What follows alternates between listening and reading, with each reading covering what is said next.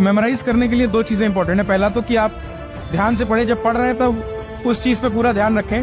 तो अगर मान लीजिए 5 मिनट पढ़ा और फिर 5 मिनट ध्यान भटक गया तो वो चीजें याद रख पाना मुश्किल होगा।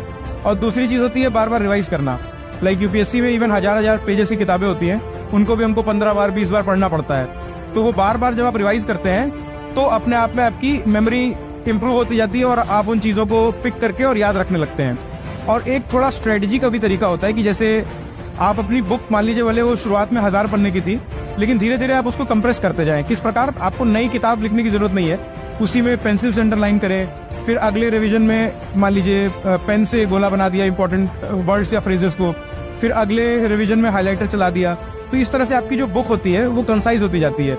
हर सब्सिक्वेंट रिवीजन के साथ आपको और कम कंटेंट पढ़ना पड़ता है। और उसके बाद क्या होता है कि आपका दिमाग एक ही शब्द से पूरा सेंटेंस याद रखने लगता है। तो ये कुछ तरीके होते हैं आपको अपनी मेमोरी